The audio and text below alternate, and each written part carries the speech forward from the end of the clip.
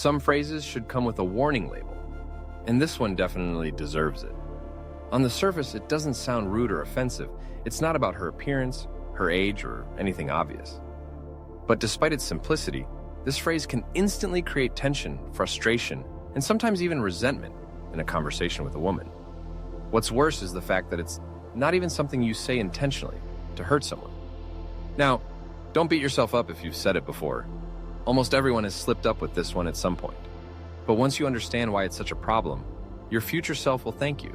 Now, before I reveal the phrase itself, let's do a quick self-check. Have you ever said something to a woman that made her go quiet, roll her eyes, or give you the dreaded "I'm fine" response? In that case, chances are you've already said this phrase, or at least something close to it. The phrase you should never say is, "calm down."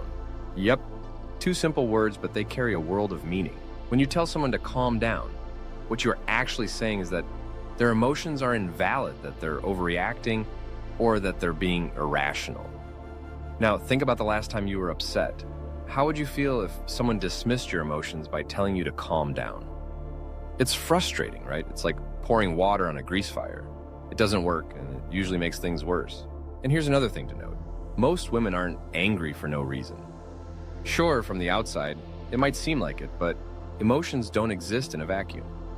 There's almost always a deeper layer, a trigger that started the reaction, or a context that shaped it.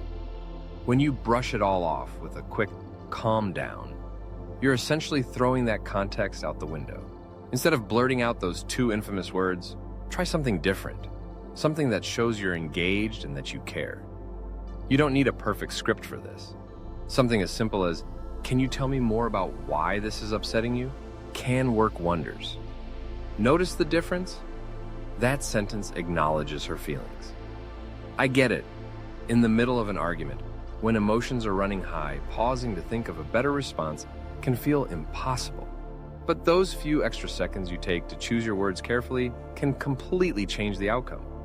Instead of escalating things, you create an opportunity to de-escalate, to understand, and, most importantly, to strengthen your relationship. What's even more surprising is that sometimes the best thing you can do is absolutely nothing. Well, not literally nothing, but you get the point. You don't need a grand solution, a perfectly rehearsed apology, or a motivational speech to fix everything. Emotions are swirling around like a raging storm, and you're standing there, umbrella in hand, thinking, what now? The instinct might be to open that umbrella, try to shield her from the chaos, or even attempt to stop the rain altogether. But maybe, just maybe, she doesn't need you to fix the storm. Maybe all she needs is for you to stand there and weather it with her. Now, I know what some of you might be thinking, but what if she really is overreacting? Let's pause here for a moment. What exactly does overreacting even mean? It's often just another way of saying that someone's reaction doesn't align with how you think they should feel. But have you thought of it this way? What might seem like an overreaction to you could feel completely justified from her perspective. Maybe it's about something you don't understand or haven't experienced. And let's say, for argument's sake, that she is overreacting by objective standards. Even then, pointing it out in the heat of the moment isn't going to help much.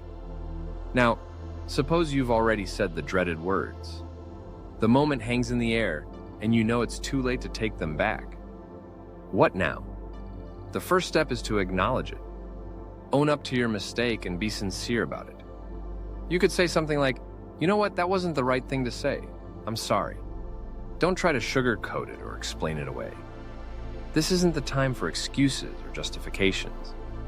Then, listen. And by listen, I mean actually listen. Put aside the urge to jump in and defend yourself or offer solutions. Let her speak without interruptions. By giving her the space to express herself, you're helping her release that emotional buildup. Thanks for watching, and if you found this helpful, don't forget to like, share, and subscribe for more content like this. See you in the next one.